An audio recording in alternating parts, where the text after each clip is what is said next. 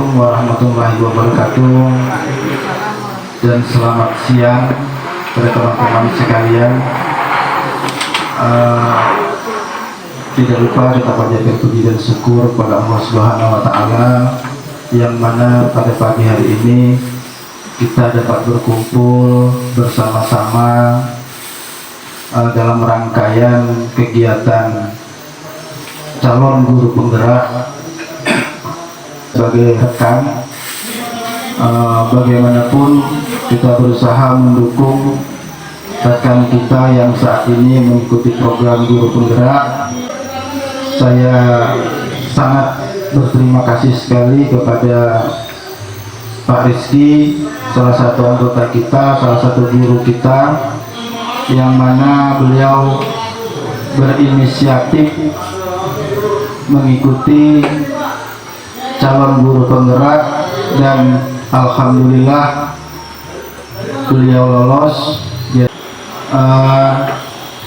Pada teman-teman sekalian, pada rekan-rekan guru, apabila apa yang saya sampaikan ada yang menyinggung perasaan, ada yang tidak enak di hati, saya mohon maaf. Saya akhiri. Wassalamualaikum warahmatullahi wabarakatuh, dan selamat pagi. Oke, baik, izin Bapak Ibu sekalian, Bapak Ibu guru dan Bapak Kepala Sekolah yang saya hormati. Jadi sebagaimana yang Bapak Sekolah sampaikan, bahwa saya tidak mengajari, tapi kita sama-sama belajar, karena saya juga masih dalam proses pendidikan program guru penggerak. Bismillahirrahmanirrahim. Assalamualaikum warahmatullahi wabarakatuh. Selamat pagi dan salam sejahtera untuk kita semua. Alhamdulillah, segala puji bagi Allah Subhanahu wa Ta'ala yang telah memberikan kita kesehatan sehingga kita bisa bersama hadir pada tempat ini dalam rangkaian acara implementasi budaya positif yang telah kami pelajari pada pendidikan program guru penggerak yang telah saya jalani kurang lebih 2 bulan lebih. Jadi awal pendidikan mulai bulan Mei awal, pembukaan bersama Bapak Kepala Sekolah di Dinas Pendidikan Tegarong, dan sampai saat ini sudah 2 bulan lebih menjalani program guru penggerak. Mudah-mudahan bisa sampai lulus nantinya. Sebelumnya saya perkenalkan, saya calon guru penggerak angkatan ke-8 Kabupaten Kutai Kartanegara. Pada kesempatan kali ini saya akan menjelaskan tentang budaya positif daripada implementasi kurikulum merdeka. Jadi sebelumnya kita berpikir bahwa ketika berganti kurikulum maka sama saja hanya berganti administrasi. Nah, jadi di sini kita akan ditekankan bahwa mindset kita sebagai seorang pendidik, paradigma kita sebagai seorang pendidik. Jadi bagaimana kita bisa merubah pola ajar kita mengikuti daripada implementasi kurikulum merdeka, karena bukan cuma administrasinya saja yang berubah. Jadi kita juga sebagai guru diajak untuk berubah paradigma kita, dimulai dengan budaya positif.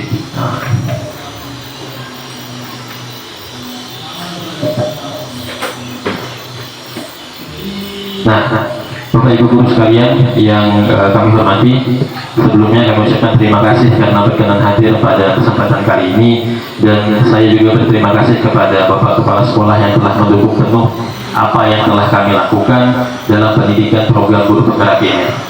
Nah, baik-baik belajar bersama, berkolaborasi, saling mendukung demi mewujudkan budaya positif di sekolah kita. Jadi untuk memunculkan sebuah budaya positif itu dimulai dari paradigma seorang guru.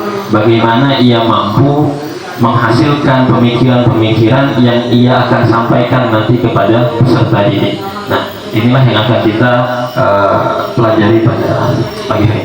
Baik, sebelumnya pertanyaan pemantik, setuju atau tidak setuju? Yang pertama, hukuman dapat mendisiplinkan anak. Setuju tidak setuju? Hukuman dapat mendisiplinkan anak. Setuju tidak setuju? Ini pakai mikrofon. Ibu Nam, Ibu Manjina. Setuju tidak setuju? Hukuman dapat mendisiplinkan anak. Kalau saya ya kayaknya enggak dulu, karena anak itu bisa mentalnya bisa down, tidak ada ketakutan, tidak bisa berkembang dia kalau kita kasih hukuman sama dia. Oke, jadi tidak setuju ya karena bisa memunculkan doa dalam pikiran. Oke, tepuk tangan dulu itu Ibu Marlina. Ya Bapak, sekolah silakan Pak.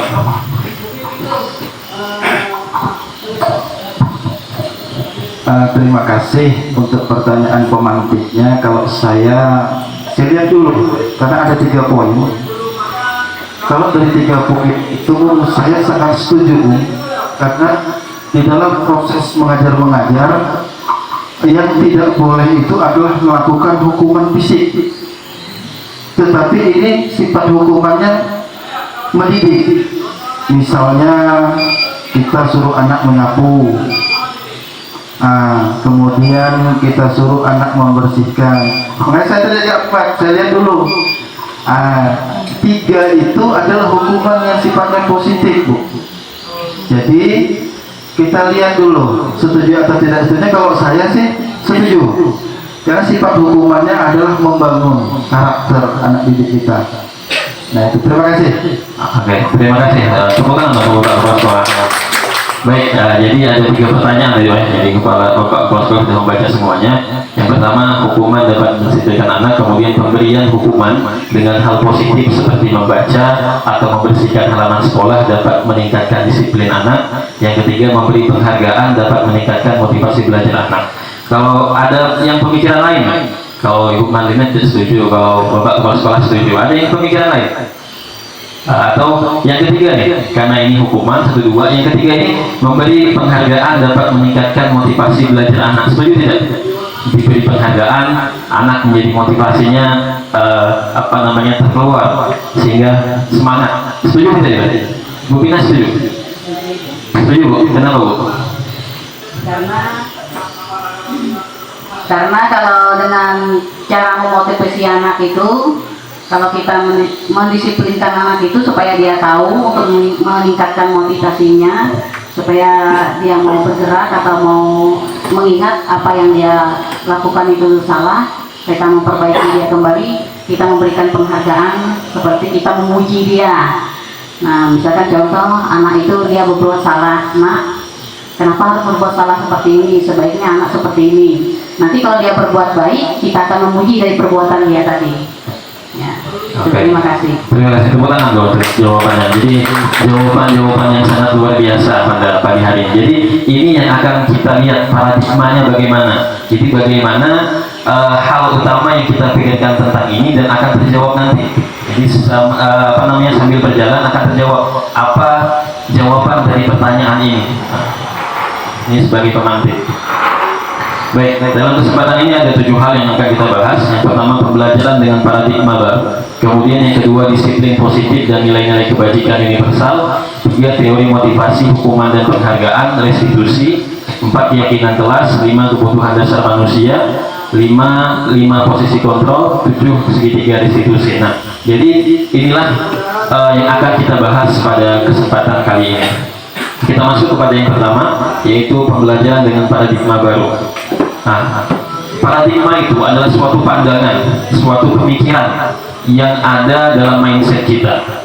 Jadi sebagai awal perubahan paradigma, jadi ini ada sebuah skenario di mana kita akan melihat bagaimana paradigma kita berpikir. Jadi saya akan bacakan, ada A dan B, Anda dan teman Anda. Bayangkan kita dan teman kita mempunyai sebuah tulisan kecil, dan di dalamnya itu kita tuliskan sesuatu yang berharga dan tidak ada boleh orang melihat satupun. Jadi hanya kita yang boleh melihat. Jadi genggam dengan sebuah genggaman, bayangkan kita menggenggam sebuah kertas yang isinya hanya kita yang boleh tahu dan hanya kita yang boleh miliki. Jadi pertahankan sekuat mungkin, walaupun ada permintaan dari siapapun untuk membuka, jangan sampai buka. Jadi mindset paradigma yang A begitu. Kemudian ada teman yang B, teman kita di depan mencoba dengan sekuat tenaga dengan berbagai cara untuk meminta Anda memberikan benda tersebut. B bisa membujuk, mengancam, menghardik, merayu, menyuap apa saja agar dapat membuka kepalan tangan Anda. Jadi dalam skenario ini ada seseorang yang punya sebuah hal yang ia miliki dan tidak boleh orang lain tahu.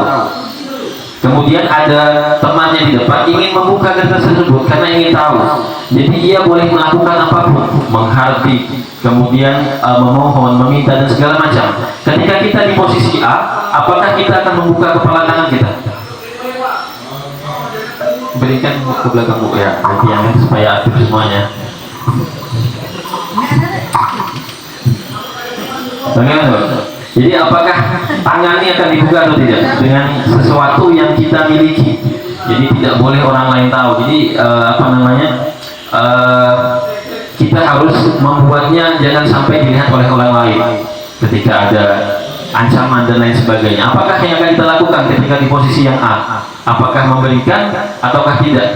Membujuk atau menghardik, bahkan main dihukum kalau tidak membuka. Bagaimana kita di posisi yang A? Bukakah atau tidak? Buka tidak Bu ini? Buka tidak? Buka aja ini. Nah, jadi kita lihat mindset kita, paradigma kita. Jadi bagaimana kita bisa mempertahankan sesuatu. Pasti biasanya setiap orang itu memiliki kontrol untuk dirinya sendiri. Makanya ia tidak akan membuka ketika ia tahu bahwa itu adalah hal penting yang ia miliki. Siapapun yang ingin mengambil, yang ingin melihat ketika itu miliknya, maka dia tidak akan memberikan kepada orang lain. Artinya apa? Artinya kita bisa mengambil posisi kontrol pada diri kita sendiri. Walaupun orang lain ingin mengambil dalam segala hal, karena kita mempunyai posisi kontrol yang baik, maka kita tidak akan bisa memberikan sesuatu hal kepada orang lain. Itu paradigma yang pertama. Nah, ini adalah perubahan paradigma.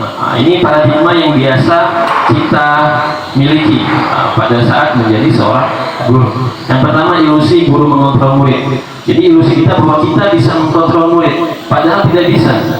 Semua murid itu punya kodrat alamnya masing-masing. Kalau dalam filosofi pendidikan itu ada kodrat alam, ada kodrat zaman. Jadi anak-anak itu terlahir mempunyai kodrat alam tersendiri, punya bakat dan minat tersendiri. Tidak bisa kita mengkontrol kamu harus jadi ini, dan tidak bisa, karena mereka memiliki garis tangan yang sudah dibawa sejak mereka lahir. Itu dalam filosofi pendidikan. Nah, kemudian yang kedua, ilusi bahwa kritik dapat membuat orang merasa bersalah dan dapat menguatkan karakter. Nah, ini ilusi yang kedua, bahwa ketika kita membuat orang lain bersalah, maka itu menguatkan diri kita, membuat orang lain bersalah. Nah, ini ilusi yang kedua. Kemudian yang ketiga, ilusi bahwa semua penguatan positif, efektif dan bermanfaat. Dan yang keempat, ilusi bahwa orang dewasa memiliki hak untuk memaksa. Nah, ini mindset kita. Kita berpikir bahwa semua ini adalah benar yang bisa kita lakukan sebagai seorang pendidik. Padahal kita hanya bisa mengkontrol diri kita masing-masing. Kita hanya bisa menguatkan peserta didik, bukan memaksa, bukan juga mengkontrol mereka, karena mereka juga punya pemikiran masing-masing. Nah, ini paradigmanya. Nah, kemudian ada yang namanya stimulus respon dan teori kontrol. Nah, jadi contoh yang pertama dalam stimulus respon itu, kita mencoba mengubah orang agar berpandangan sama dengan kita. Kemudian pada teori kontrol, kita berusaha memahami pandangan orang lain tentang dunia. Nah, ini masuk kepada skenario yang awal, bahwa kita tidak bisa membuat pemikiran orang lain sama seperti kita, karena kita masing-masing mempunyai pandangan yang berbeda tentang suatu hal. Bisa saja seorang anak itu ketika dia mencuri uang temannya, itu dia bisa ada tujuannya masing-masing. Bukan karena mungkin ia ingin mencuri karena butuh makan, kemudian karena iseng dan lain sebagainya. Maka posisi ini yang kita harus ambil. Kita harus melihat apa yang ia rasakan sehingga ia bisa melakukan hal tersebut. Nah, itu teori kontrol, dan ada contoh yang lainnya. Nah, jadi kita tidak bisa mengkontrol seseorang. Jadi kita harus mencoba memahami apa yang mereka pikirkan, apa yang peserta didik kita pikirkan tentang suatu hal. Itu yang harus kita pahami. Nah, ini tentang paradigma. Nah, kemudian yang kedua, disiplin positif. Nah, ini adalah kerangka teori atau tata konsep daripada disiplin positif. Nah, inilah yang akan kita pahami pada kesempatan kali ini. Nah, jadi itu yang pertama tentang Anda tidak bisa mengkontrol orang lain, hanya Anda yang bisa mengkontrol diri Anda. Nah, itu yang pertama. Kemudian teori motivasi, posisi kontrol dan kebutuhan dasar manusia, ini yang akan kita pelajari selanjutnya. Kemudian tentang disiplin. Nah, kata disiplin ini sering kita salah artikan, padahal makna disiplin sesungguhnya adalah belajar. Nah, makna disiplin, makna asal dari kata ini berorientasi dengan disiplin diri dari murid-murid. Disiplin diri membuat orang menggali potensinya menuju sebuah tujuan, apa yang dia hargai. Namun dalam budaya kita, makna kata disiplin telah berubah menjadi sesuatu yang dilakukan seseorang pada orang lain untuk mendapatkan kepatuhan. Nah, jadi disiplin ini berubah. Nah, jadi apa? Ketika terlambat tidak disiplin, ketika bajunya berbeda tidak disiplin. Kata disiplin ini seolah-olah anak itu tidak taat kepada aturan. Padahal kata disiplin makna sebetulnya adalah belajar. Nah, ini yang harus kita rubah pemikiran-pemikirannya, melenceng daripada arti dan makna yang sebenarnya. Karena makna disiplin adalah membuat peserta didik kita supaya belajar, sehingga mereka tahu, dan itu akan menjadikan budaya positif nantinya. Nah, kemudian ada nilai-nilai kebajikan universal. Nah, inilah yang harus kita tanamkan. Maka pada yang di bawah ada 6 nilai kebajikan yang kita kenal dengan profil pelajar Pancasila. Nah, inilah yang ditekankan pada implementasi kurikulum Merdeka, yaitu penguatan karakter dari profil pelajar Pancasila. Kemudian yang ketiga, tentang teori perilaku manusia. Jadi yang pertama, untuk menghindari ketidaknyamanan atau hukuman, apa yang terjadi apabila saya tidak melakukannya. Nah, jadi ini ada 2 hal motivasi peserta didik. Ada motivasi eksternal dan ada motivasi internal. Nah, yang pertama itu ketika dia dihukum, nah kemudian apa yang akan terjadi apabila saya tidak melakukannya? Maka ketika ada hukuman di situ, ketika ia tidak melakukan, pasti akan dihukum. Nah, kemudian yang kedua, untuk mendapatkan imbalan dari seseorang. Nah, ini yang masuk kepada pertanyaan awal kita, bahwa sebuah penghargaan itu bisa menjadikan motivasi atau tidak, atau bahkan menjadi hukuman. Nah, jadi ini adalah motivasi eksternal. Ketika siswa datang cepat ke sekolah karena takut dihukum, itu motivasi eksternal karena takut dihukum. Kemudian yang kedua, siswa misalnya tidak belajar dengan baik. Bila tidak belajar dengan baik nih, aku rankingnya ranking terakhir. Nah, itu artinya apa? Mendapat imbalan, atau bisa di kelas siapa yang bisa menjawab nanti ada dapat penghargaan bintang dan lain sebagainya. Itu namanya penghargaan. Maka ketika siswa memahami hal ini, itu adalah motivasi eksternal, dan yang kita butuhkan adalah motivasi internal untuk menghargai diri sendiri. Saya akan menjadi orang yang seperti apa bila saya melakukannya. Nah, jadi itu yang harus kita tanamkan kepada siswa. Ketika ia melakukan sesuatu, bukan hukuman yang akan didapat, bukan penghargaan yang akan diberi, tapi apa? Tapi penghargaan terhadap diri sendiri. Maka siswa akan berkelanjutan melakukannya. Jadi itu. Sebagaimana filosofi pendidikan merdeka menurut Ki Hajar Dewantara. Merdeka itu artinya tidak hanya terlepas dari perintah, akan tetapi juga cakap memerintah diri sendiri. Jadi makanya kita ini nanti namanya merdeka belajar. Merdeka belajar, merdeka mengajar. Artinya apa? Tidak terlepas dari perintah. Jadi apa? Siswa itu kita berikan pemahaman seolah-olah mereka tidak diperintah, tapi mereka melakukan atas dasar keinginan mereka sendiri. Makanya tujuan utama daripada implementasi kurikulum Merdeka adalah pembelajaran yang berpusat kepada murid. Jadi mereka senangnya apa, inginnya apa, maka itu yang mereka pelajari. Itu namanya merdeka, yang dimaksud dengan Ki Hajar Dewantara Merdeka.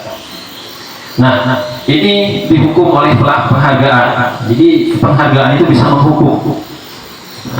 Bahwa penghargaan berlaku sama dengan hukuman, dalam arti meminta atau membujuk seseorang melakukan sesuatu untuk memenuhi suatu tujuan tertentu dari orang yang meminta atau membujuk. Dorongannya eksternal dan akan ada faktor ketergantungan berdampak dari pemberian penghargaan. Jadi apa? Penghargaan bisa menjadi sebuah hukuman. Nah, makanya sistem ranking itu ditiadakan. Kenapa tidak ada sistem ranking? Karena ini penghargaan yang memunculkan hukuman. Jadi ada yang ranking 1, ranking 2, ranking 3, sehingga ini menjadi hukuman untuk peserta didik yang lain. Oh, aku nih, berarti aku nih lemah belajar, aku nih bodoh, aku nih, dan lain sebagainya. Itu hukuman untuk mereka. Dan yang ranking pun itu akan mendapat hukuman dari apa? Dari motivasi eksternal yang mereka dapatkan, bukan motivasi internal yang mereka rasakan. Hanya mengejar nilai tertinggi, tidak memikirkan bahwa gunanya belajar itu untuk diri sendiri, untuk nanti ke depannya bisa mengetahui segala hal. Nah, itu yang harus kita pahami dengan baik, karena kita sebagai seorang pendidik itu memahamkan kepada peserta didik.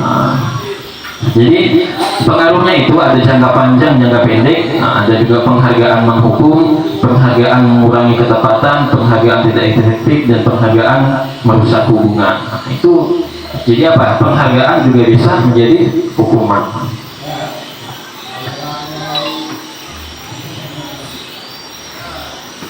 Nah, kemudian jadi apa yang harus kita lakukan? Jadi ada bentuk program kebajikan, apresiasi.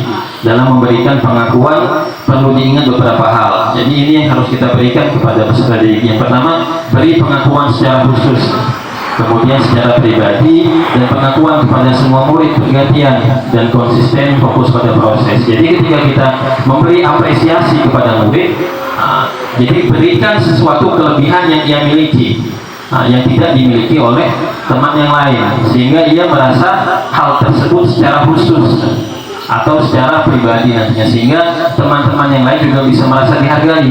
Makanya ketika kita melakukan penghargaan kepada peserta didik, misalnya kamu hebat ya dalam menjawab tadi, yang lain juga hebat. Jadi apa? Diberikan semua penghargaan kepada yang lain, sehingga tidak ada yang merasa terintimidasi.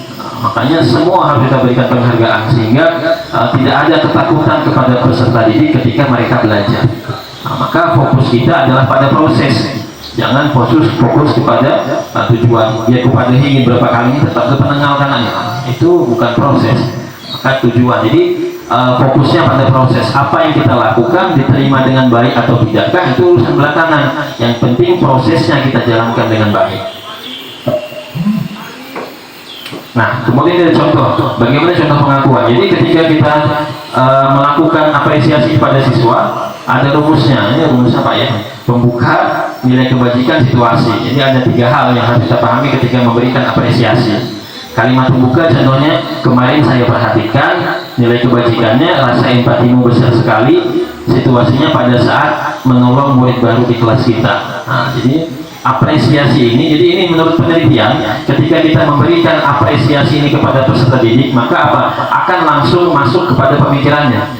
Makanya ada kalimat pembuka, kebajikan, dan situasi, sehingga ini bisa memunculkan motivasi intrinsik terhadap peserta didik. Contoh yang lain, ketiga. Baik, sekarang ada yang namanya hukuman dan ada namanya konsekuensi. Ini berbeda ya. Coba contoh yang pertama, mencatat 100 kali di dalam buku kalimat saya tidak akan terlambat lagi karena terlambat ke sekolah. Ini hukuman atau konsekuensi? Konsekuensi itu apa? Konsekuensi itu timbal balik. Konsekuensi kah atau hukuman?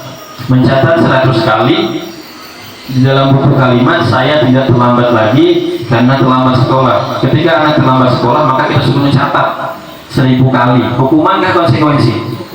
Hukuman. Yang kedua, lari mengelilingi lapangan basket 2 kali karena terlambat hadir di sekolah. Hukuman, konsekuensi? Hukuman. Yang ketiga, murid diminta untuk push up 15 kali karena tidak menggunakan masker ke sekolah. Hukuman, konsekuensi?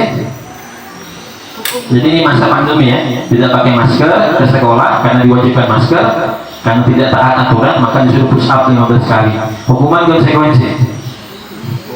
Baru kan gini ya, dari guru itu kan hukuman, tapi kalau dari siswanya tuh konsekuensinya karena sudah aturan sudah dibicarakan dibuka kan.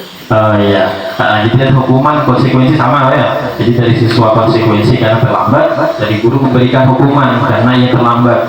Oke, kita sampai habis dulu ya. Kemudian menggantikan kertas tugas teman yang telah dicoret-coret. Kertas teman dicoret-coret diganti dengan kertas yang baru. Hukuman konsekuensi. Konsekuensi. Yang habis itu membersihkan tumpahan air di meja karena tersenggol pada saat belajar. Senggol belajar, air temannya tumpah, disuruh lap. Konsekuensi hukuman. Konsekuensi. Oke. Murid disuruh untuk tidak mengenakan sepatu seharian di sekolah karena tidak mengenakan sepatu hitam. Jadi aturannya harus sepatu hitam, tapi tidak mengenakan sepatu hitam. Konsekuensi hukuman. Hukuman. Terakhir, lari mengelilingi lapangan basket 2 kali karena terlambat 10 menit untuk pelajaran PJOK. Hukuman, konsekuensi. Hukuman. Oke. Jawabannya luar biasa. Kita akan lihat jawabannya ini apa nih. Nah, ini jawabannya. Jadi hukuman, konsekuensi, hukuman. Ada yang bisa, ada yang tahu Bapak Ibu bedanya hukuman dengan konsekuensi? Kenapa padahal misalnya sama-sama terlambat nih. Nah, misalnya yang ini terlambat 2 kali 10 menit mengelilingi lapangan bola. Nah, kemudian ini lari mengelilingi lapangan, sama-sama mengelilingi lapangan. Cuma ini hukuman, ini konsekuensi. Apa bedanya? Gini Pak, kalau konsekuensi itu tidak diperintah. Ya. Kalau hukuman ada kalimat perintah dari yang memerintah, tapi kalau konsekuensi itu kesadaran dari yang melakukan. Ya, makasih. Oke, silakan untuk jawaban Bapak Guru luar biasa jawabannya. Jadi konsekuensi karena kesadaran diri sendiri, hukuman ada yang memerintah Pak ya. Oke. Baik, sekarang ini perbedaan antara hukuman dan konsekuensi. Jadi hukuman itu sesuatu yang menyakiti atau harus terjadi. Kemudian konsekuensi sesuatu harus terjadi. Maka tadi kalau mengelap meja, tumpah air, disuruh keliling lapangan bola itu namanya hukuman. Konsekuensi disuruh ngelap. Nah, itu perbedaan antara konsekuensi dan hukuman. Nah, jadi hukuman itu adalah sebuah paksaan. Kemudian konsekuensi adalah stimulus tanggapan. Jadi posisi konsekuensi ini di tengah-tengah. Nanti ada namanya restitusi. Nah, ini restitusi yang harus kita lakukan. Tapi ini tengah-tengah. Jadi ini harus kita pahami dulu bahwa perbedaan antara hukuman dan konsekuensi. Jadi jangan sampai memberikan hukuman kepada siswa. Nah, ini pola ini yang kita pahami.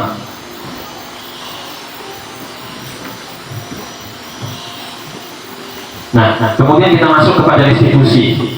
Restitusi adalah proses menciptakan kondisi bagi murid untuk memperbaiki kesalahan mereka sehingga mereka bisa kembali pada kelompok mereka dengan karakter yang lebih kuat.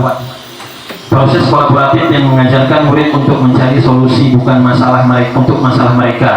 Orang seperti apa yang mereka ingin menjadi tujuan, bagaimana mereka harus memperlakukan orang lain. Jadi apa? Restitusi ini memperbaiki kesalahan yang telah mereka lakukan. Jadi ada hukuman yang ketiga. Nah, ada hukuman, ada konsekuensi, ada restitusi. Jadi posisi kita harus kepada dua ini. Kalau bisa restitusi baik, kalau konsekuensi juga baik. Ini lebih baik, tapi lebih baik restitusi. Karena apa? Karena memunculkan disiplin itu pada konsekuensi dan restitusi. Tapi apabila hukuman itu memunculkan identitas gagal kepada peserta didik, maka ada yang namanya negatif, netral, dan positif. Nah, jadi posisi restitusi adalah pemecahan masalah yang dilakukan oleh peserta didik itu sendiri. Nah, kemudian 9 restitusi bukan untuk menebus kesalahan, namun untuk belajar dari kesalahan. Nah, maka ada pepatah ya, di DPP belajar dari kesalahan ya kan. Nah, itu namanya restitusi, memperbaiki hubungan, tawaran bukan paksaan. Restitusi menuntut untuk melihat ke dalam diri. Restitusi mencari kebutuhan dasar yang mendasari tindakan. Restitusi fokus pada solusi. Jadi ketika anak melakukan sesuatu hal, maka yang kita benahi adalah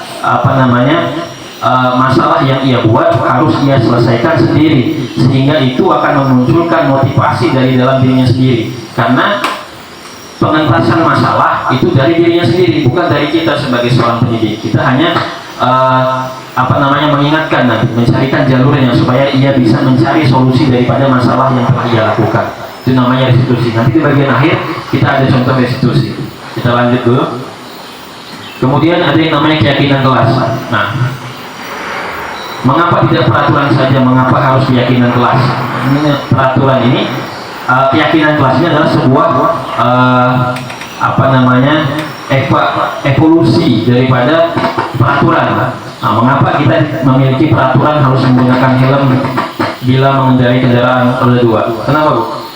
Bapak Ibu, kenapa kita harus pakai helm ketika naik motor? Untuk apa?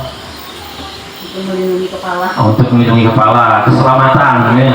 Kemudian mengapa kita memiliki ini pada saat pandemi? Memiliki peraturan 3M menggunakan masker, mencuci tangan, dan menjaga jarak 1,5 meter untuk menjaga orang lain tidak terjangkit, menjaga kesehatan. Mengapa kita memiliki peraturan harus datang tepat waktu pada saat mengikuti pelatihan? Karena disiplin. Jadi untuk mendukung motivasi intrinsik, kembali ke nilai-nilai keyakinan lebih menggerakkan seseorang dibandingkan mengikuti serangkaian peraturan. Makanya untuk membangkitkan motivasi intrinsik ini melalui keyakinan. Karena keyakinan itu dibuat bukan hanya dari pendidik, tapi juga bersama dengan peserta didik membuat sebuah keyakinan agar dilakukan bersama. Ketika misalnya buang sampah sembarangan, keyakinan kelas kita nih harus buang sampah pada tempatnya, maka sampahnya dibuang tanpa diperintah, tanpa dihukum. Nah, itulah tujuannya ada keyakinan kelas. Nah, ini ada konsep daripada keyakinan kelas. Jadi apa? Di awalnya itu peraturan kelas, kemudian kita ubah menjadi keyakinan kelas, dan ketika keyakinan kelas ini mampu kita terapkan dengan baik, maka akan menghasilkan lingkungan yang positif. Ketika lingkungannya positif, maka akan melahirkan sebuah budaya positif, dan budaya ketika setelah menjadi budaya, maka tidak lagi kita perintah. Peserta didik akan paham dengan sendirinya ketika melakukan sesuatu hal. Ini yang namanya budaya positif. Sekarang ada contoh tentang sebuah keyakinan kelas. Kalau dulu namanya kesepakatan kelas ya. Kalau sekarang keyakinan kelas. Yang mana keyakinan kelas? Sebelah kanan atau sebelah kiri? Kira-kira. Di situ ada datang tepat waktu, mengucapkan salam, menjaga kebersihan sekolah. Semuanya sini ada kami guru dan murid yang saling menyayangi, kami murid yang semangat belajar. Kira-kira yang mana keyakinan kelas? Sebelah kiri. Nah, ini adalah keyakinan kelas. Contoh keyakinan kelas ya. Ini yang kita buat dengan siswa. Nah, jadi keyakinan kelas itu mempunyai sebuah pendalaman. Jadi ada tabel T dan tabel Y. Ini tabel T ya. Ini tabel Y. Bagaimana ketika kita membuat keyakinan kelas, kita bisa melihat apakah keyakinan kelas itu berjalan dengan baik atau tidakkah. Jadi bisa kita lihat dengan tabel T atau tabel Y. Setelah ini contohnya. Nah, contohnya. Nah, jadi keyakinan kelasnya adalah hormat. Jadi apa yang mereka lakukan siswanya? Misalnya terdengar suatu orang berbicara, yuk saya bantu. Kita bisa selesaikan ini bersama. Itu hormat. Kemudian terlihat seperti apa siswanya, perilakunya seperti apa. Ini namanya tabel Y. Kemudian tabel T-nya. Jadi ketika mereka melaksanakan keyakinan kelas hormat ini, datang tepat waktu berarti mereka sudah melaksanakan keyakinan kelas. Tapi ketika mereka sering datang hadir terlambat, maka belum melaksanakan keyakinan kelas. Nah, ini adalah tabel yang dibuat supaya kita bisa melihat peserta didik itu mampu melaksanakannya atau tidak. Nah, sekarang ada peraturan, ada keyakinan kelas. Kita coba ubah kepada keyakinan kelas. Peraturannya selalu kembalikan buku ke tempatnya. Kira-kira keyakinan kelasnya apa ya? Jadi kadang-kadang anak-anak itu kalau misalnya buku paket diambil kemudian dikembalikan. Jadi aturan dalam kelas kita misalnya selalu kembalikan buku ke tempatnya. Keyakinan kelasnya apa kira-kira? Kemudian ada dilarang mengganggu orang lain, hadir di sekolah 15 menit sebelum pembelajaran dimulai, dilarang melakukan kekerasan, dan lain sebagainya. Kita lihat keyakinan kelasnya. Nah, jadi keyakinan kelasnya yang pertama tanggung jawab, karena tanggung jawab terhadap bukunya. Kemudian dilarang mengganggu orang lain, keyakinan kelas menghormati orang lain, dan lain sebagainya. Dan ini keyakinan kelas yang harus kita buat di dalam kelas.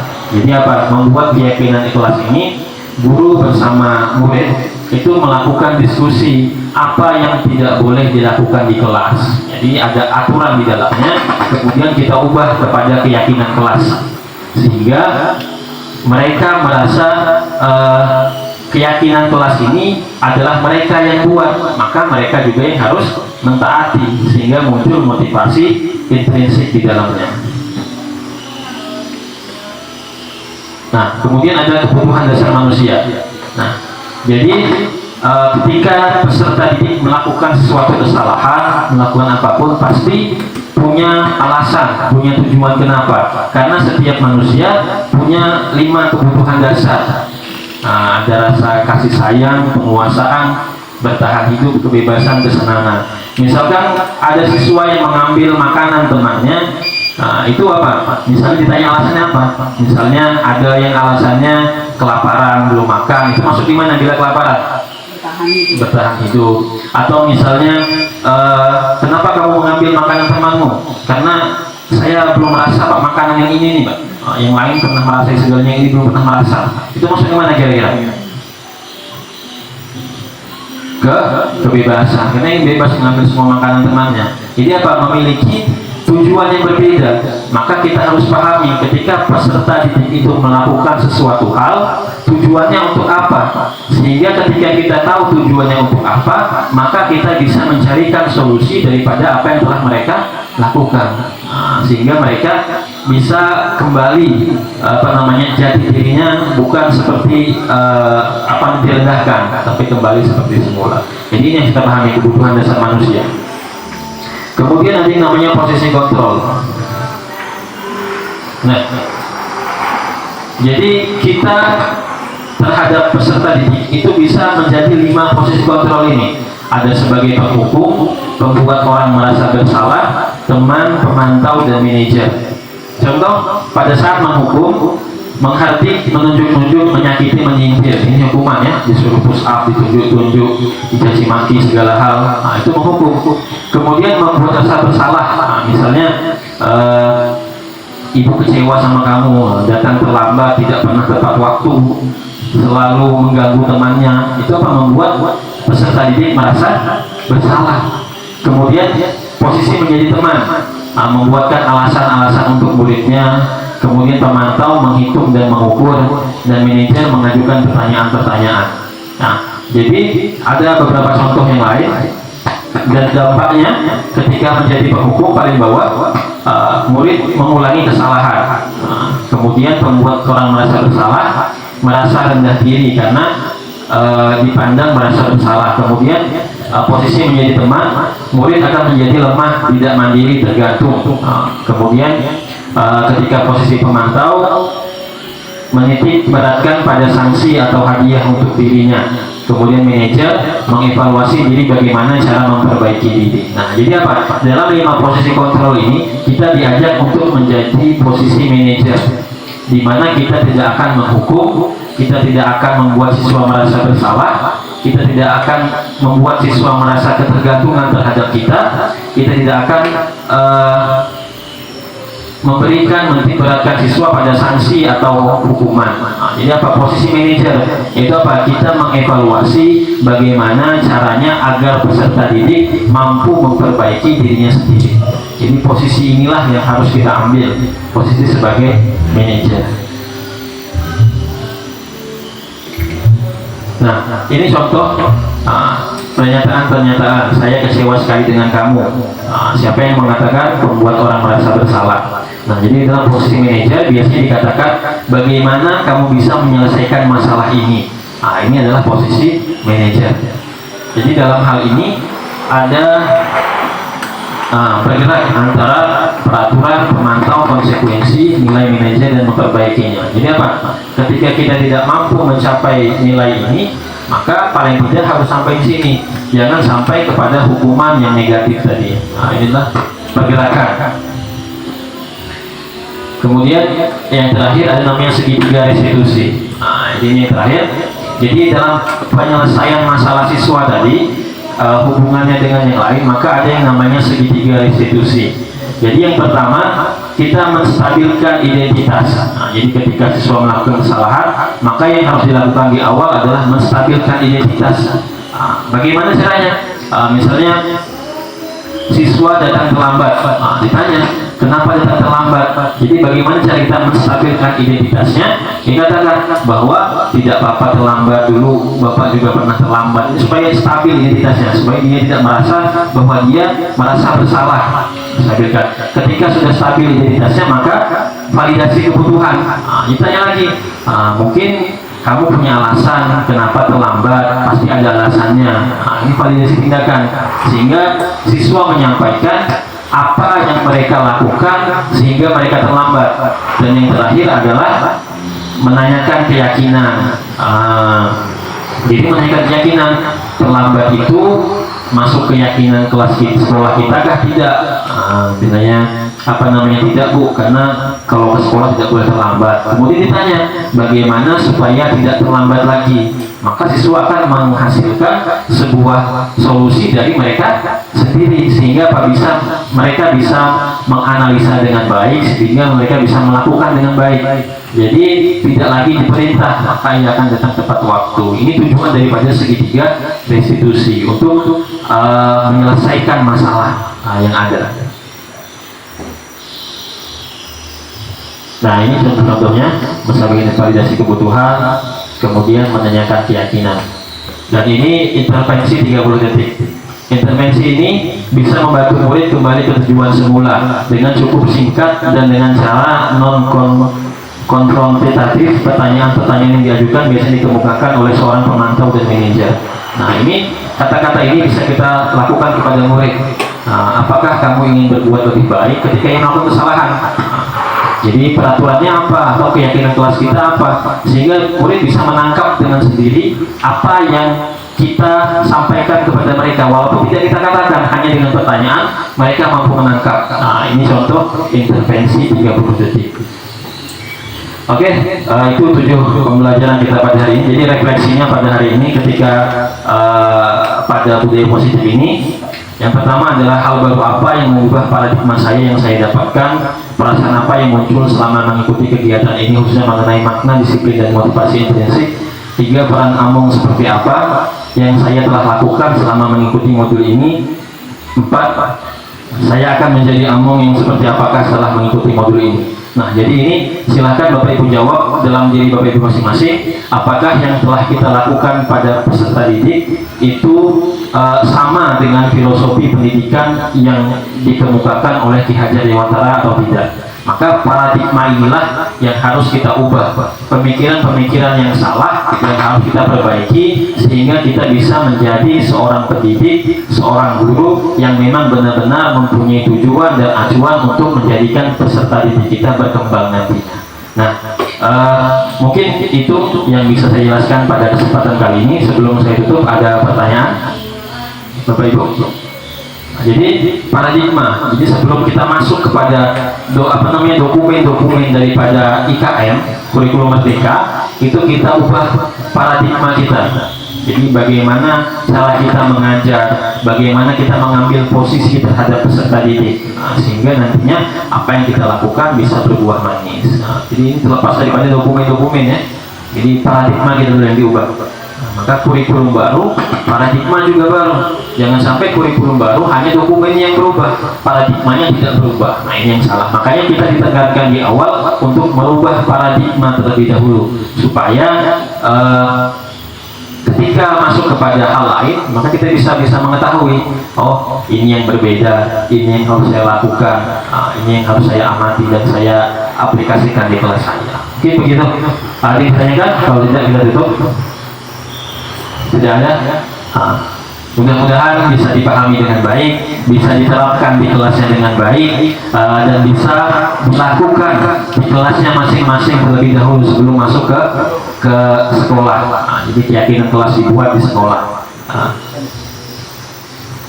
Oke, mungkin ada yang tanyakan? Nah, nggak apa tanya ya. Kalau bisa saya jawab, kalau tidak ada jadi PR buat saya tanyakan nanti ke apa namanya Balai Guru Penggerakan. Saya jawab. Iya, saya mau tanya yang di Restitusi. Ya, maksudnya tadi itu coba ulangin dari yang restitusi. Restitusi, ya. Arti dari restitusi tadi. Artinya.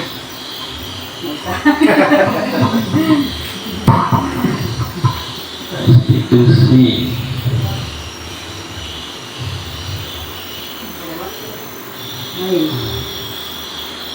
Tiga tadi. Masih ketiga ya? Iya enggak? Atau pengertiannya? Pengertiannya. Pengertiannya. Pengertiannya. Apa itu? Memperbaiki kesalahan. Nah, restitusi ini adalah proses menciptakan kondisi bagi murid untuk memperbaiki kesalahan mereka. Jadi ketika siswa itu salah, mereka bisa mampu memperbaiki kesalahan yang mereka lakukan dengan solusi yang mereka munculkan. Nah, jadi kita sebagai guru ini merangkai supaya dia bisa mampu menciptakan solusi. Jadi misalnya tadi berkelahi dengan temannya misalnya. Nah, jadi dalam proses restitusi ini ada namanya segitiga restitusi. Yang pertama, menstabilkan identitas. Jadi apa? Menstabilkan identitas itu supaya siswa tidak merasa bahwa ia bersalah. Menstabilkan identitas. Ditanya dulu, jangan langsung dikelahi, langsung dihukum, tidak boleh. Maka ada proses restitusi. Yang pertama, stabilkan identitas. Jadi diajak berbicara dengan baik dulu, kemudian misalnya bermain itu wajar dan lain sebagainya, kemudian lanjut kepada validasi tindakan, kenapa melakukan perkelahian, tujuannya apa, misalnya mengejek-ejek dia mengolok-olok saya bu, nah itu nampak di sini. Kemudian namanya lagi yang terakhir adalah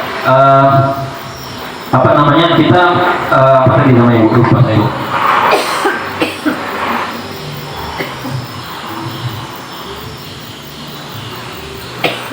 Nah, terakhir namanya menanyakan keyakinan. Nah, jadi apa? Makanya ini pentingnya keyakinan. Karena dalam segitiga restitusi ini kita diajak untuk membuat keyakinan kelas, sehingga siswa tahu apa yang harus mereka lakukan dan apa yang mereka harus tinggalkan. Misalnya keyakinan kelasnya menghargai orang lain. Nah, tanyakan keyakinan kelas kita apa? Menghargai orang lain. Artinya apa? Tidak boleh berkelahi misalnya. Sehingga apa? Kemudian kita tanya lagi. Jadi bagaimana supaya tidak berkelahi lagi? Siswa memerlukan solusi dari diri mereka sendiri. Itu namanya restitusi. Membuat solusi dari masalah yang telah mereka buat sendiri. Nah, tapi ini ketika kita mampu, tapi ketika tidak mampu maka posisinya di tengah-tengah saja. Jadi ke posisi konsekuensi. Karena anak kelas 1 itu ditanya kadang tidak jawab, kenapa kalian nggak tahu? Nggak apa-apa dah. Itu kan jawabannya begitu kelas 1 tuh. Maka ketika tidak mampu mencapai segitiga restitusi, maka jangan sampai kepada hukuman, tapi kepada konsekuensi. Nah, jadi itu. Karena kelas 1 itu sulit. Nah, jadi ibu ini ahlinya nih, kelas 1. Nah, beliau ini udah lihai. Gitu ibu Bina. Bisa dipahami bu? Bisa dipahami. Ini kan kita belum mempelajari yang sudah kita lalui, kan sudah kita pelajari ya. Nah ini kan yang baru.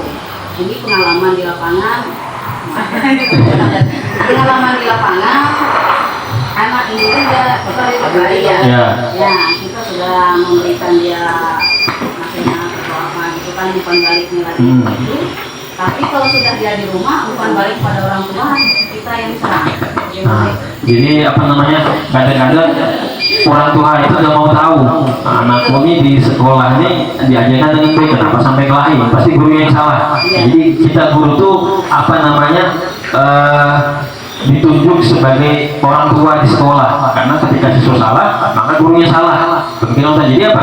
Jadi ketika hal itu terjadi bu, ketika kita sudah melakukan dengan baik, maka yang kita lakukan restitusi kepada siapa? Kepada orang tuanya. Orang tuanya kita panggil. Nah, kita lakukan hal ini, kita stabilkan seluruhnya. Sebagai orang tua saya juga merasa begitu bu. Ketika anak saya juga berkelahi, saya juga merasa marah. Kemudian validasi tindakan dan lakukan segitiga restitusi. Jadi apa? Segitiga restitusi ini gunanya bukan cuma untuk murid, tapi juga untuk karena posisi dasar manusia. Jadi hasil teori ini muncul karena kebutuhan dasar manusia, makanya muncul institusi ini. Jadi apa? Ketika siswanya tadi sudah kita perbaiki dengan baik, tapi orang tuanya yang marah, orang tuanya kita panggil.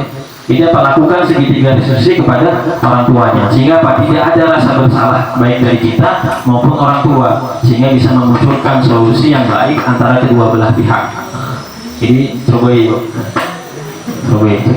di kelas loh kan, baru orang tua. Ada lagi? Gitu ya, Bu Pina? Ya. Nah, mudah-mudahan bisa dipahami, Bu. Oke, yang lain silakan. Masih awas lagi. Lawas lagi. Satu banyak. Dan ya, Nah, Ibu kiri. Silakan, Bu. Terima kasih. Sudah, Bu. Terima kasih untuk kesempatan ini. Kalau pengalaman saya untuk kelas atas, kelas 6, kadang mereka sering ngejek, akhirnya emosi.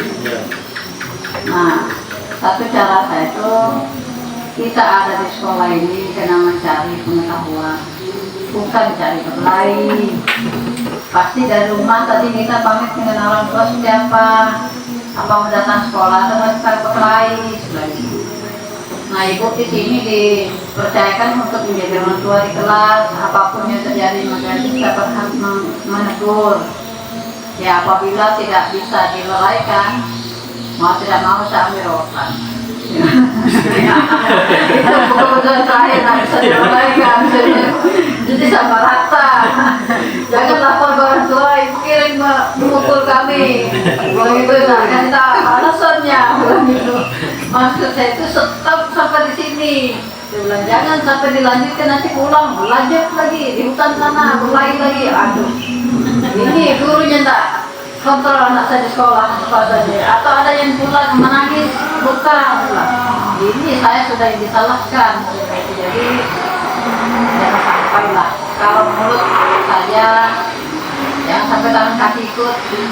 Dan itu kita pikir tadi yang kedatangan ke sekolah hanya untuk belajar. Kalian ini sama-sama mau pintar. Jadi kadang sengaja, kadang juga dikasihani. Tapi tidak sampai tangan juga ke orangnya, jangan coba ya. Jadi siapa juga mau pukul anak orang. Jadi kalau kelas serendah, dulu sakit, kami betul lagi. Siapa suruh? Coba. Tidak ada, Bu. Loh, kenapa sampai berkait-kait begini? Terjepit-jepit, enggak. Mau enggak ibu yang jepit? Ini tangan ibu ini begini saja nih, menengah nih. Enggak mau jepit. Di mana saya bertaruh? Enggak lepas enggak? Kalau sebenarnya ini sayang semuanya, gitu. Tidak ada yang mau dibedakan. Jadi maunya ibu itu janganlah begitu. Tidak ada gunanya. Kita tidak akan pintar begini caranya nih. Lupakan itu ya, kita mau tahu nih sama-sama kita mau pintar. Kalian jadi orang hebat. Jadi bicara menyelesaikan masalah di kelas ini bisa buat masalah yang tidak mau mengerjakan PR. Nah, siapa yang mau punya nilai yang bagus? Tentu semuanya mau yang bagus. Tapi kalau tidak masuk tugasnya, bagaimana bikin bagusnya? Kalau dari sini kita tidak mampu mengerjakan, apalagi di kelas atas. Kalau sudah masuk SMP lebih berat lagi. Nah, kalau kalian sampai masuk SMP, masih ini yang dibuat tidak ada guna gurunya di sana, bantol nanti saya malu juga di orang tua kita di kelas ini juga, karena kita ini anak-anak saya. Orang tua itu tidak menginginkan anaknya bodoh pulang. Dia bangga kalau lihat anaknya pintar, dia rajin, dan dia mampu mengerjakan tugasnya. Tak banyak di edukasi itu, pakai waktu, makanya dikasih lagi di rumah hanya 5 soal, itu bisa dikerjakan. Tapi bahasa banyak lupa karena main segala macam, usahakan. Nah, untuk yang kelas 6 saya bilang, kita tidak sampai setahun sekolah ini, makanya kita kerja waktu kita dan tidak juga kita full. pelajarannya tuh, tapi isi-isinya jelasnya itu yang kita jalankan. Jadi untuk menangani masalah kelas yang injek-injek, ya saya kasih pengertian begitu. Kalau mereka saya berkelahi, tidak mau paham dan sampai minta maaf, jangan diulangi lagi itu Pak. Menyelesaikan mereka. Namanya tidak boleh dengar. Saya bawa ke kantor, kalau ini 2 orang, saya bawa ke sana. Bicara secara pribadi bahwa ini jangan sampai baik orang tua, lalu orang tua datangi guru atau datangi orang tua anak satu, jangan terkait itu. Di sini kita harus selesaikan. Apa bisa minta maaf? Kalau bisa sampai di sini, jangan dipikir lagi ya, jangan dilanjutkan di hutan segala macam, bilang gitu. Karena gitu kita takutnya orang itu sampai pembunuhan segala macam ini, kita takut. Jadi itu saja yang kita sampaikan ya, pengalaman saya dalam mengajar mengaji. Oke, terima kasih Ibu Kiri. Ini pengalaman yang luar biasa di Kulangan, Bu. Jadi makanya saya bangga dengan Bapak Ibu guru mampu mendidik anak dengan baik. Saya itu pertama kali ngajar, berapa bulan ngajar pulang ke rumah, Mak mau berhenti jadi ngajar guru. Karena susahnya jadi guru itu. Anak-anak lagi sini kan luar biasa. Makanya saya bangga dengan Bapak Ibu guru yang mampu mendidik murid-muridnya dengan baik. Jadi saya aja sampai mau berhenti, ya, Mak. Kalau berhenti kerja apa ya kan gitu kan? Karena seorang laki-laki itu harus bekerja. Jadi itu jadi hal yang kita lakukan, Bu. Jadi tadi kan paradigmanya kita ubah pertama, maka kita jangan sampai melakukan hukuman, karena ketika kita masuk kepada koridor hukuman, maka siswa atau murid itu tidak akan menghargai gurunya. Ia akan menghargai gurunya karena ketakutan dari hukuman yang telah dibuat.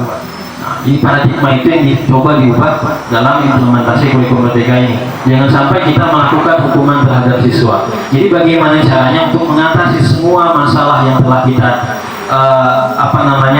telah kita rasakan pada kelas dapat. Yang pertama adalah membuat keyakinan kelas. Sebagaimana contoh tadi, membuat keyakinan kelas. Jadi apa? Keyakinan kelas itu adalah aturan-aturan yang dibuat antara guru dan siswa, kesepakatan antara murid dan gurunya, sehingga muncul sebuah kesepakatan yang harus mereka taati dengan tanpa merasa mereka disuruh untuk mengikuti, karena hal tersebut yang mereka buat sendiri, maka mereka akan merasakan melakukan hal itu dengan motivasi intrinsik yang mereka rasakan karena mereka yang buat.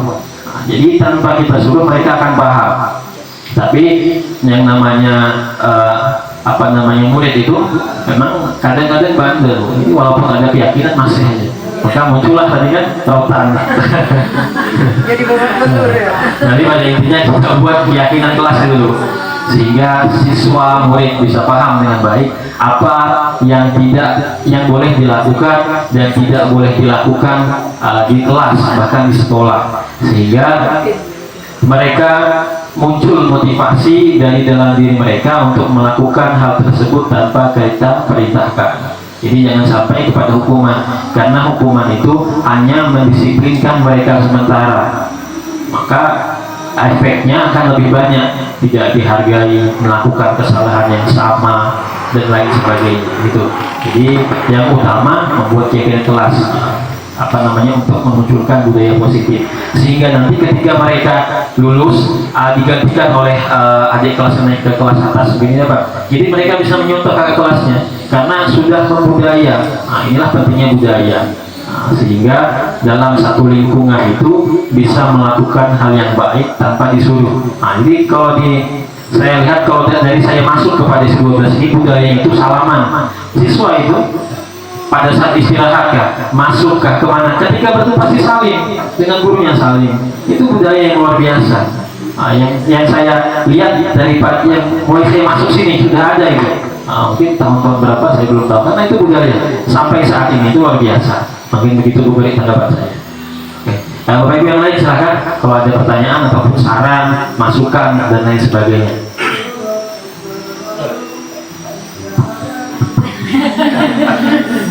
Saya lagi ingat. Terima kasih.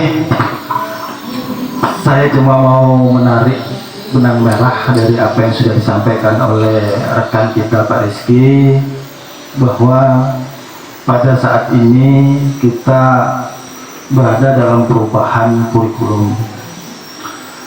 Artinya secara konsep bahwa kita harus dulu mengetahui skill kita, kemampuan kita, kepribadian kita. Kalau kita berbicara paradigma tadi, artinya kalau dulu guru itu melakukan, ini eranya beda. Saya mulai ngajar tahun 90. Dulu anak-anak kita itu sering ditakut-takuti, salah satunya pakai rotan. Artinya cara menerapkan, cara mendidik, kalau mengajarnya kayaknya belum. Ini masih masuk dalam hal mendidik sebenarnya yang lebih utama. Mendidik bagaimana kita memberikan arah pengertian. Pak Rizky silakan jadi dulu. Bagaimana kita memetik hasil, karena saya juga kemarin itu selama 4 hari, jadi nanti kaitannya dengan apa yang kita capai sebagai guru. Jadi di dalam proses belajar mengajar itu nanti ada poin terpenting kita adalah bagaimana kita mengetahui berhasil tidak berhasilnya apa yang kita capai di dalam pembelajaran kita. Yaitu, jadi itu tadi salah satunya. Anak-anak itu kalau lagi era kami dulu lagi halus, lihat guru tuh takut, ya kan, pukul. Tapi sekarang nih hai, kayak gitu. Nah artinya era itu berubah. Makanya kita iringi aja, kita umpati aja apa yang sudah dikonsep, yang dilaksanakan dari atas. Nah itu, karena kita ini sudah beberapa kali berganti kurikulum. Ada yang kurikulum catat buku sampai habis, ya kan? Ada kurikulum tingkat satuan pendidikan dan ada kurikulum sekarang ini adalah kurikulum ke-13. Kemudian terakhir ini masuk lagi kepada kurikulum merdeka. Nah ini semua adalah pencarian jati diri oleh negara kita, karena kita ini kan sangat luas, kemudian berbeda-beda karakter, setiap suku berbeda-beda karakter. Tetapi makanya saya tadi bilang mau menarik benang merahnya aja. Kita berusaha sebagai guru bagaimana kita mendidik sekaligus mengajar. Nah, dampak amannya, makanya tadi kalau saya dipertanyakan Bang Sulit, apa sih kelebihan dan kekurangan daripada kurikulum baru ini? Kan gitu. Setiap sesuatu itu pasti ada lebih dan ada kurang. Nah, kecuali kitab yang dibikin oleh Allah, itu Maha yang sempurna. Nah, jadi kita coba aja. Lebih baik kita itu mendidiknya secara lemah lembut, jangan gunakan kekerasan, karena dampak dan risikonya merugikan diri kita sebagai guru. Contoh, kita terpukul anak etam, pasti ada yang senang dan ada yang tidak senang, bahkan bisa-bisa orang tua bawa parang. Nah, jadi kita sharing hari ini, alangkah baiknya kita ngambil yang aman. Tapi satu catatan, bahwa kita itu senantiasa jangan kurang, bahasa kita itu nyumuti, madahi. Nah, sesudah kita ngingati, kita coba masuk ke dalam pengamalan. Contoh salah satu yang pernah disebutkan Pak Rizky tadi adalah budaya bersalaman. Nah, kita coba menyentuh titik yang paling dalam, artinya hati nurani anak didik etam. Ini yang perlu etam bangkitkan, kayaknya kalau di kurikulum merdeka nih. Nah, kemudian makanya dia nanti itu ada beberapa mungkin format penilaian yang harus dibuat oleh guru kayaknya Pak Rizky. Artinya dari capaian intelektualnya, kemudian dari catatan kepribadiannya kayaknya nih fokusnya. Karena saya kemarin itu dengar juga, cuman baru sekali dua kan, bahwa intelektual itu tidak harus dikejar, tetapi mesti, ya kan?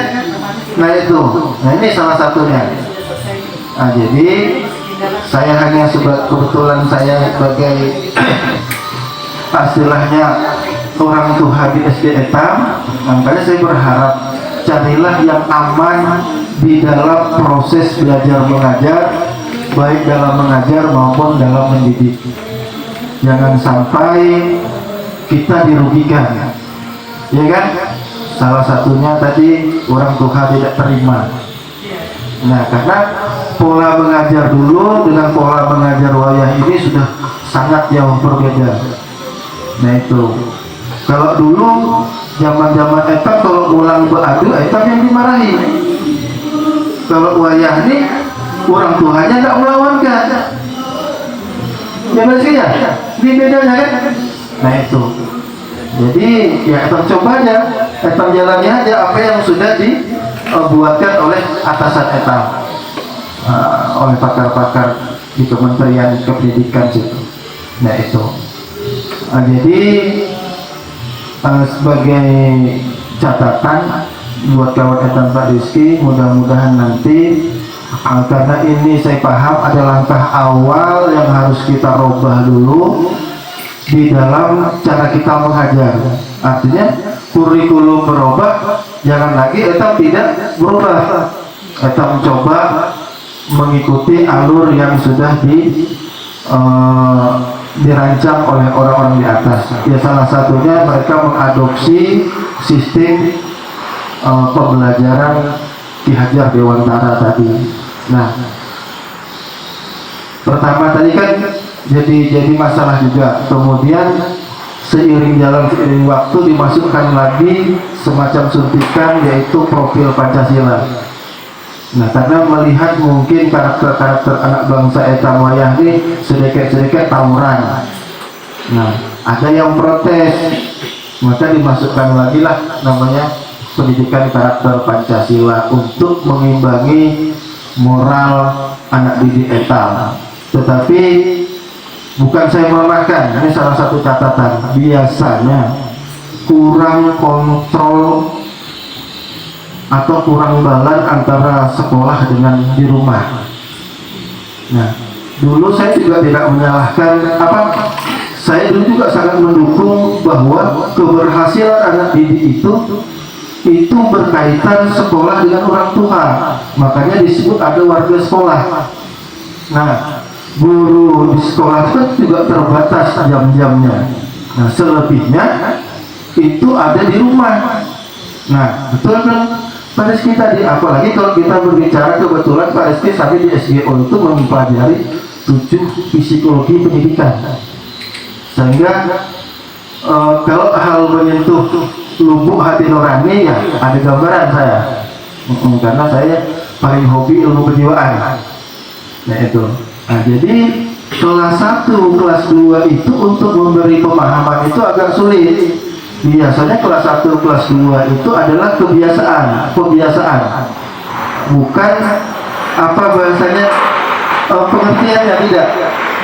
Biasanya dipatuhi, contoh masuk mengucapkan salam, keluar mengucapkan salam. Nah ini salah satu pematuhan juga, tapi jadi jangan dibuang, jangan ditinggal, karena itu kelas 1. Tidak seperti kelas 3 yang sudah intelektualnya bisa diajak berkomunikasi.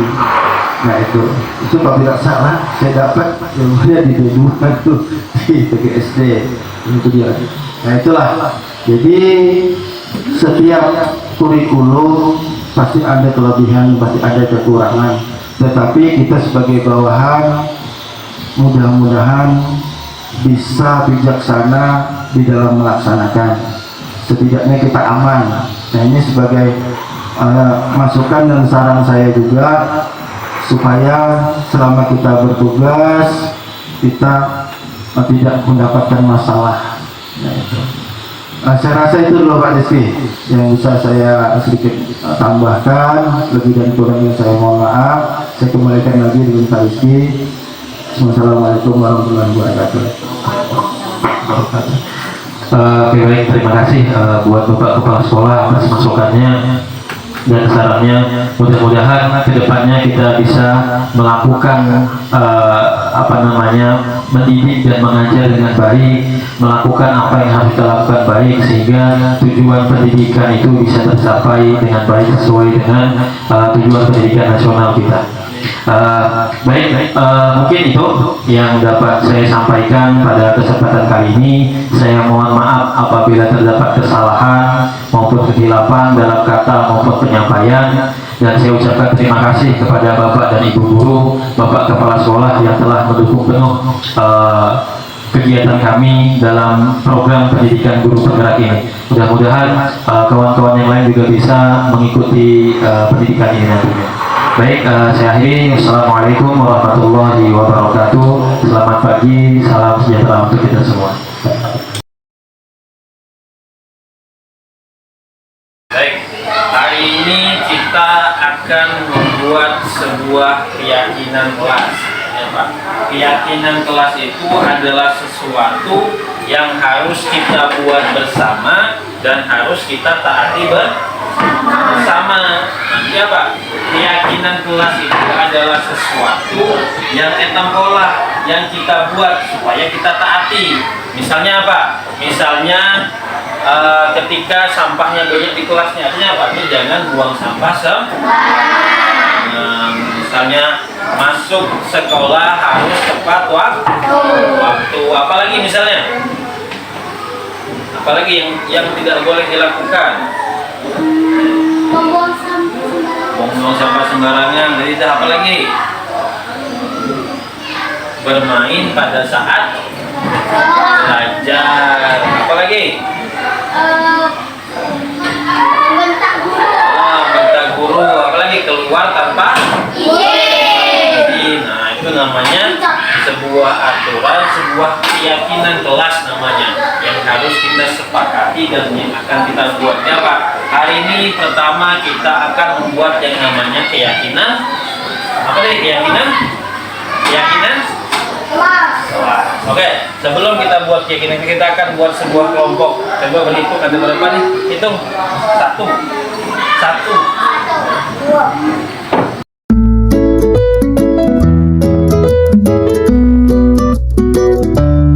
Namanya dulu. Tulis nama anggota kelompoknya dulu. Mila tuliskan dulu.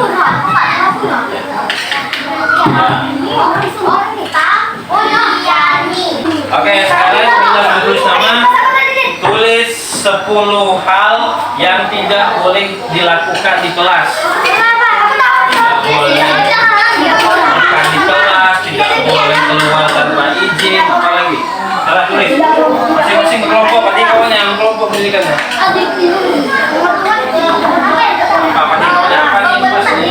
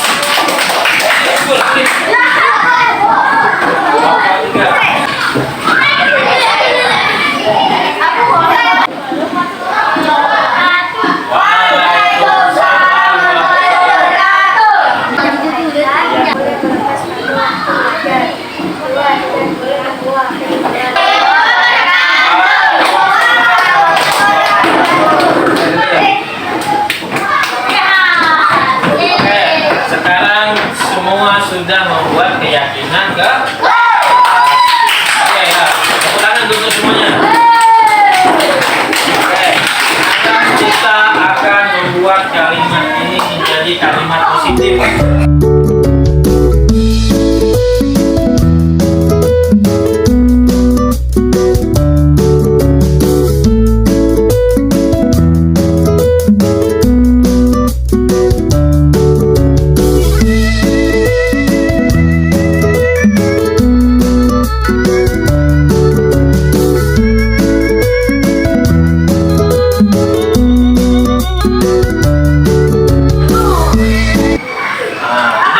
Inilah keyakinan kelas yang kita buat sama-sama di antara tiga kelompok ini.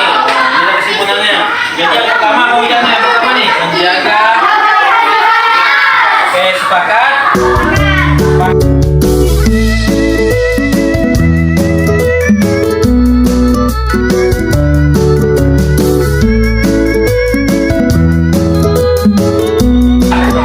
Kelas yang telah kita buat.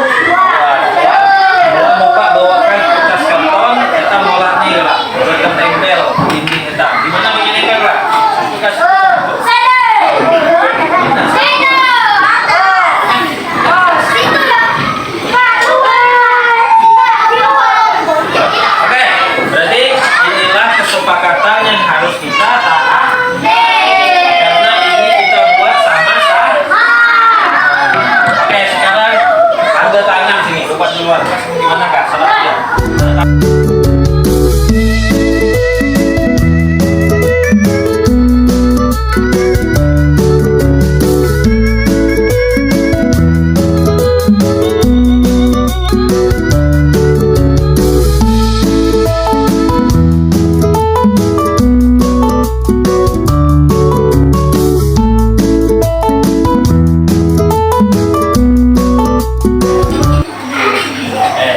Semuanya sudah terbangun pada kesepakatan saja Pak, semua harus mentaati itu.